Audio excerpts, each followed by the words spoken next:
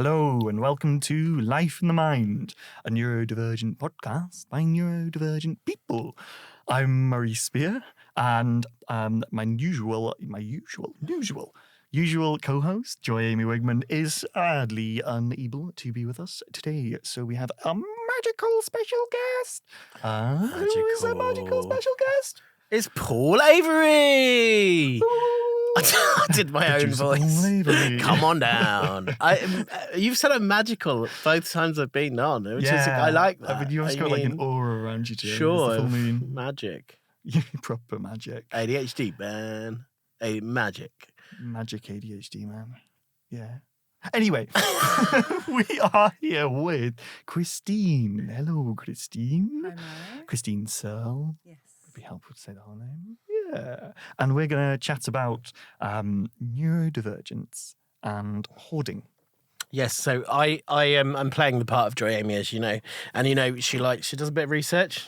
I was half expecting you to do your wife's voice there. Hello, I'm Joy Amy. Paul is also Joy Amy's husband, and so there's loads of little things off camera.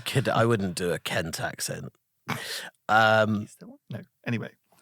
But yes, hoarding. So the Journal of Psychiatric Research found that nearly 1 in 5 participants with ADHD reported significant hoarding symptoms.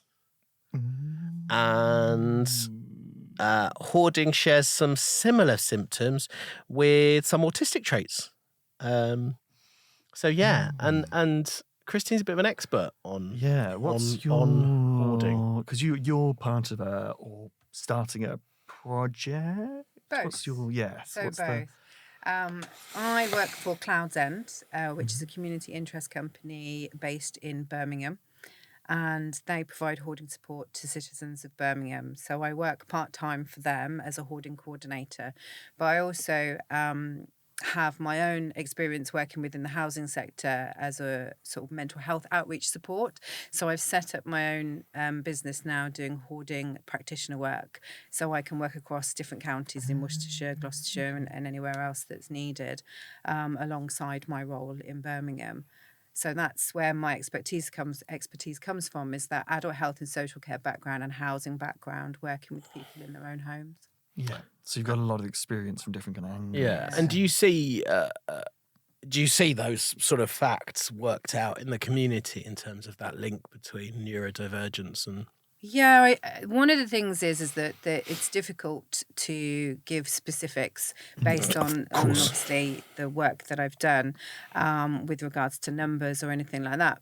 But there is definitely a lot of work being done at the moment, actually research-wise, trying to understand how the organising element and categorising element of neurodivergency, that's the challenges that people face, influence hoarding behaviours. So it doesn't necessarily mean that somebody has hoarding disorder, which is a mental health disorder in itself.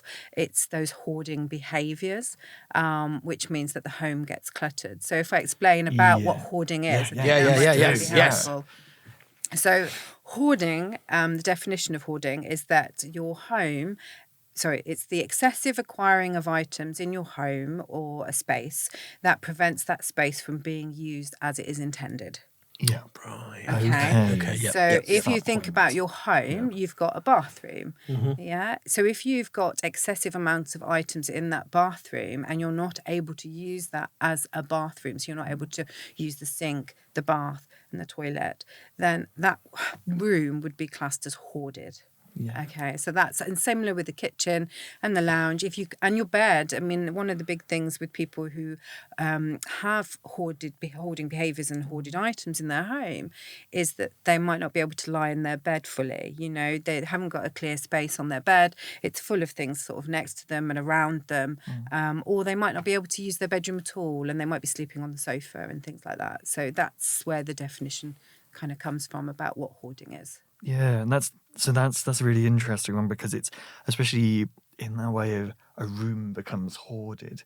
So it really shows that it's the difference between like collecting things and a level of like really, really enthusiastically collecting things, and then it's that point of it becoming a barrier. It's that switch point between a kind of behaviour and a disorder.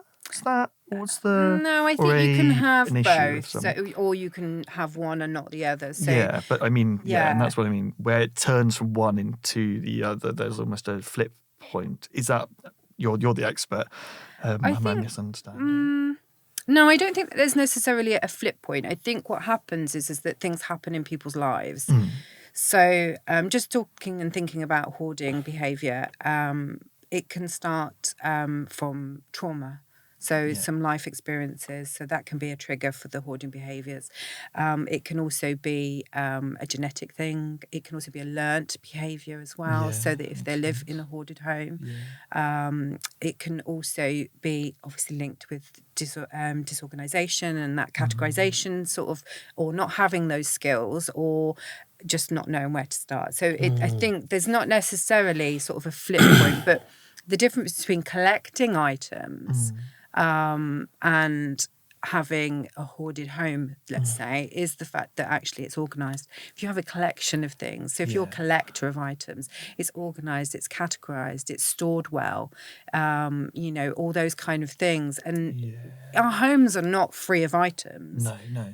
So for our homes to be functioning, we still need things like that. You need a kettle, you need spoons, you need plates, you need, we like don't books. need If you're a 50 reader, kettles that are then coming in the way of the toilet. But you can and re- they're usually working, aren't they? So if you've got a kettle, it's usually working. But keeping a kettle that's broken, But you can really see how, I'm just thinking from an ADHD perspective, how ADHD can lead to hoarding. Because for a lot of people with ADHD, you get your sort of thing of the month, or your thing of, I'm absolutely obsessed with clock radios. And I bought 19. But that was 3 months ago. Now I have 19 clock radios that I'm not even vaguely interested in anymore. And because I have so little interest, I'm not even going to get rid of them. And then, but I'm on to my new thing, and I'm buying antique telescopes. and you can see how ADHD just leads to hoarding, because also the organisation and definitely. I mean, for myself, having a diagnosis of ADHD has helped me understand some of those patterns of behaviours that you've been talking about. So I'm a crafter. And I absolutely love. Yeah, you laugh. It's like relating to how many notebooks and things, random like pens and stuff do you have, or bits of wool. Oh, notebooks don't even go there. But, random, I have to have a system. Cool. I have to have a system at home. Yeah. So everything in my home has a place. Yeah, okay. It has to have a place, because otherwise what happens is I end up, if I need a stapler, if I didn't have all my stationery kept in the same place, I would be looking around my house for a stapler. And then you're talking about a 3-hour rabbit hole of things that I've then gone and sorted and done in every single room while I'm looking for this stapler. And I still haven't found the stapler, but I've sorted out all my paperwork and filed it in a folder.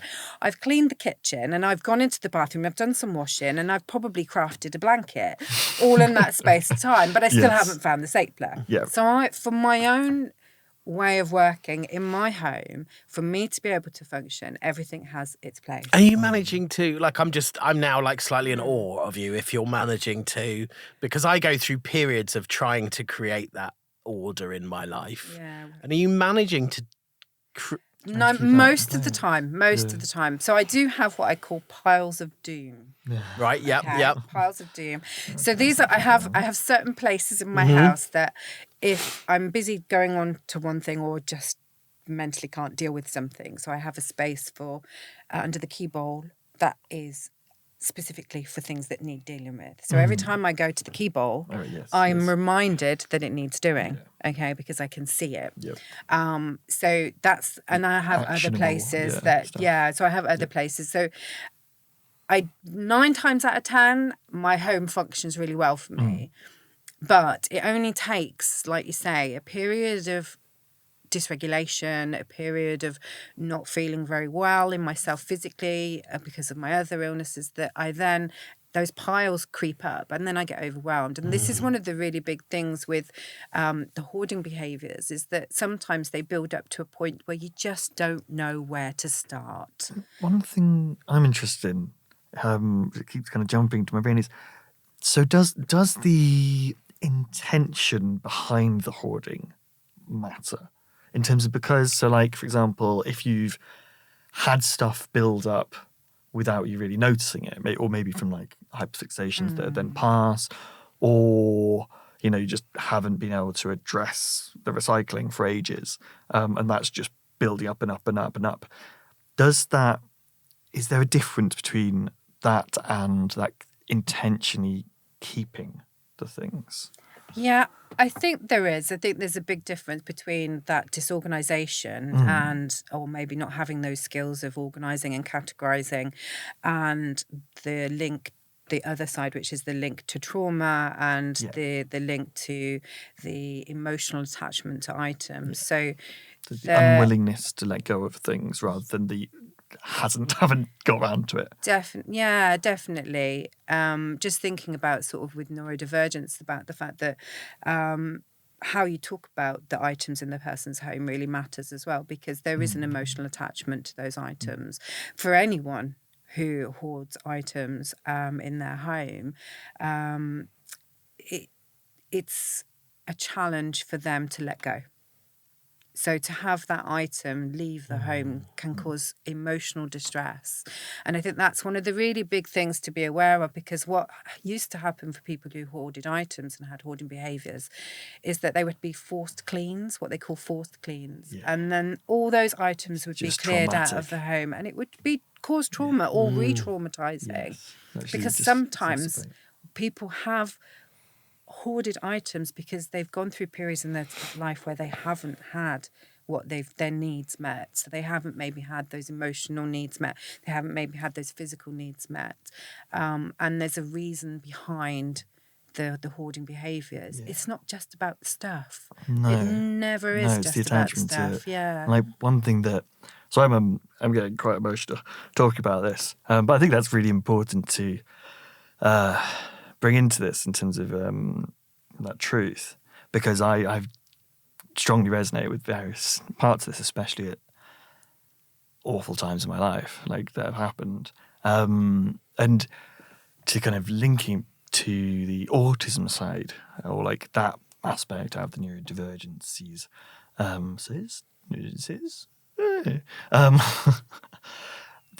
so I have strong emotional, like a lot of objects will almost have a personality. I won't want to hurt the feeling of the object, and there's an autism thing in there that is, I think, it's on the edge of a diagnostic trait, that kind of tendency to animate, personify, yes, an object. Oh, lovely! That's the correct word. Well done. Thank you to my husband who introduced me to that word. Because I remember it in my assessment being talked about, and I was like, yeah. So did I pick up? One way I make choices about the thing that so it's an interesting, weird life hack thing, is one way I make choices about what I'm going to buy, between like a few cereals. I'll go, ooh, that box is damaged. I feel sorry for it. No one else will buy it. I'll buy that one. That's right. Yeah. That, and I wonder if it is an autistic trait, because there's absolutely Joy Amy, because that's why I'm thinking, like, so Joy Amy's autistic, and I think another thing that I see for people with autism is that change is a big deal for them. Yeah. And if you have an emotional connection to almost every item in your home, and then someone's trying to get you to get rid of them, you've not only got an emotional attachment thing, you've also got, you want me to change. And so for me and Joy Amy, I have a lot of managing her emotion. I'm like, so this thing, okay, yes, it's a movie, it's a film that you once watched with someone you claim is a close friend but haven't spoken to for 10 years. But let's not worry about that. You just think about whether we should keep hold of that. And because for you it doesn't make sense. And also what I'm trying to do is go, like, there it is. Yeah. But I'm not going to say we're throwing for this and this is rubbish, this is junk, because I know to you it isn't junk, and I know change is hard. So let's just put it there. And then I know that in time, Joy Amy can work through those emotions and work through that and go, yeah, you're right. We do not need to keep this DVD that is streamed on Netflix. And that's absolutely the process. And it's a really healthy process to work with that person, because we don't know what emotions that evokes, what memories. And this is the really key thing, is that for a lot of people, there are memories associated. So for us, it could be a receipt. But actually, for that person, it's got an experience attached to it. And so that's part of that person's life. So they don't want to let go, or it can feel like letting go of part of your life by letting go of that item that you've got that strong emotional attachment to. Something I am very aware of is that I was talking to Paul about this before we started recording today, about how for me, so now people have mind palaces, and they like go through. I have a mind nebula, which I might have talked about on another podcast, but it's like if people have seen Iron Man, the Marvel film where he's got these gloves, or like just his hands, he gestures and moves stuff around, and it's all like linked, and it's just a file system. Mine's like that, but it's all like a giant constellation that kind of shifts and flows constantly. And I've realised that certain physical objects help anchor that. And so I do need a certain level of certain things that have a strong emotional attachment, or certain amount of strong memory links, because then those are the core point of a folder almost of my mind nebula. And that actually, if I take away too much of, because I always have this thing of like trying to manage kind of those tendencies, or especially because I've had various just traumatic points in my life which have definitely exacerbated those tendencies. And I definitely can control it better, and or just go through periods of going, I don't need that at the moment because I've actually worked through that. I can give that away, or someone else can enjoy that, things like that. But then I've noticed that really my memories are anchored, and I have lots of stuff in my brain at all times. I find it hard to actually, I don't forget things very easily. So I hold a lot of information in my brain, and I'm picking up a lot. And actually what some physical objects do is allow me to hold this mind nebula intact. And it's that balancing point between the two things that I'm constantly aware of. And it is a balancing act. And, thank you for explaining that, because that visual really helps me with my work that I do, helping to understand. And that's what's great about these conversations, is that we're learning that even though everybody's so individual how they process things, but by talking about it and having those words that I can then hear helps me to understand potentially some of the process that's involved in that. And whether you have autism or any other ADHD or any other neurodivergence, it's what you've explained there is very similar process for a lot of people who have hoarding behaviours. So the people that I've worked with have explained in their own way a similar thing that you've just explained there, about the fact that having these items in the home around them anchors them to places that, one, they either feel safe because they're full of the things that they've got memories attached to them, whether they be positive or negative memories. It's part of them, and it's part of their life and their experience. But it helps to anchor them, it helps them, makes them feel safe.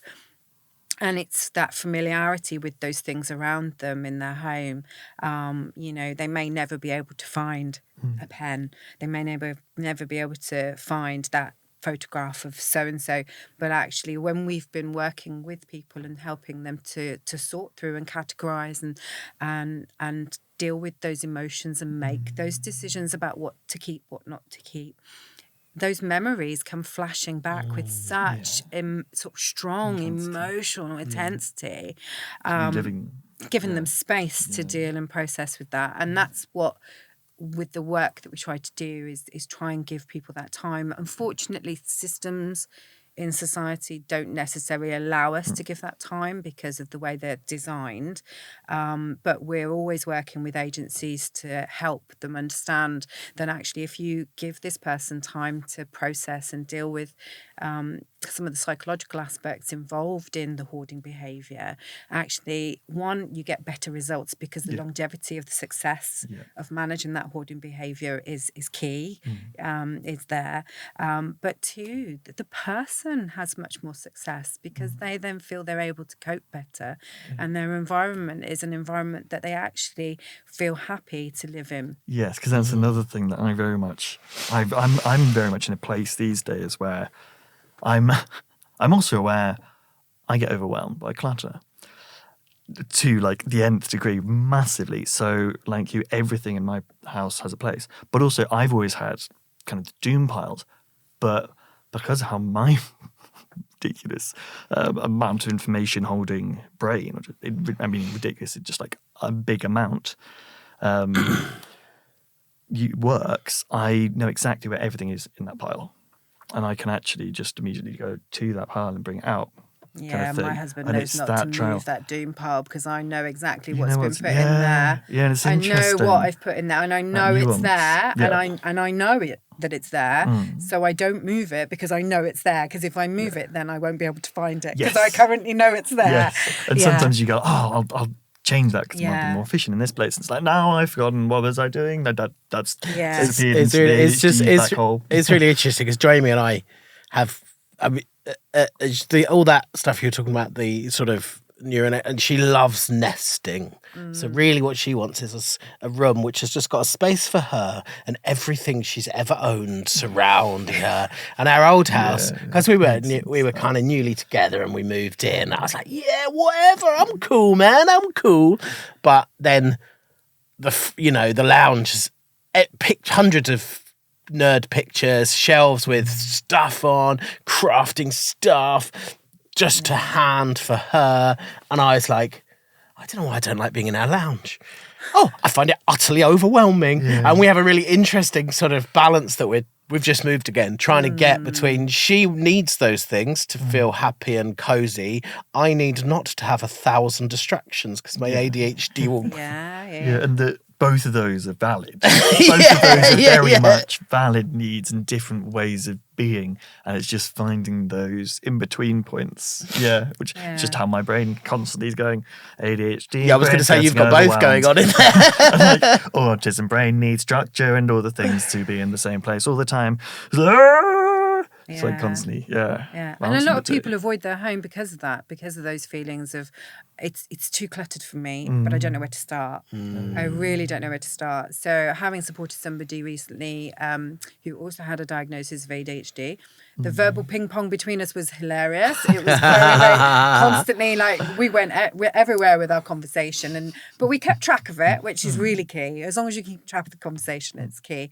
But the thing that he actually absolutely needed from me was for me to body double. I don't know if you've heard of body doubling. I find body doubling extremely useful. So I did no sorting. I helped with decision making because he struggled with decision making as well. But I did no sorting. I literally held a bin, so for bits of paper that he didn't want, etc. And I just stood there and we talked, and he looked at his room and he just did not know where to start. So we talked and we said, where would you like to? He says, well, that bit really irritates me. Every time I walk past it, I said, so let's focus on that. And you don't have to clear everything. We're not saying your home has to be empty of items. What it is it's about having the room function for you. And having your home be able to be used like a home, so being able to cook, clean, being, because if you've got no floor space, you can't clean, you can't keep it free from debris and everything else. Exactly, infestations and things like that. So that's, but I literally was able just to stand there and, they weren't great guns. They were just like, let's sort through all this, okay. But there was times when there was just that indecisiveness of, I really don't know what to do with this. And the thing that he explained to me is at that point, if I hadn't been there, that's the point he would have given up and would have frozen and would have stopped because he wasn't able to make that decision. Whereas what I was able to do was have a conversation, ask some questions Verbal about process that. it through in a way. Yeah, and just kind of like, well, actually, you know, and talk about where it could go, you know, and categorize it. Well, what is it? Is it, you know, where in this home would this be a good place to put this? Where does it fit with other things? Puzzle. Yeah. I mean, one thing that I very much have noticed is that I hit these points of because I'm now very much aware of all these things. I'm very good at challenging myself on things, going, okay, do you need this? Where does this fit in? Is it optimal to kind of functioning? And I find it harder, and I'm in more of those indecisive places when I'm less sure that the trauma will come back. Okay. And that makes so much sense from what you're saying in terms of like that those traumatic things might happen again, and that I might need, you know, like you can rely on physical things. Physical things won't leave you, type of thing.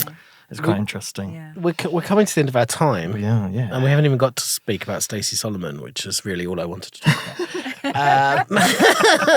No, I was going to say two things. One is we should explain what body doubling is for people listening who don't know. Yes, and then one thing is I wanted to see if you had a tip or a couple of top tips for us in terms of hoarding. Okay. So which would you like to start first? Let's explain body. Do you want to explain body doubling, Christine? Or do you want one of us to? You can explain it. I think I've done a lot of talking. I mean...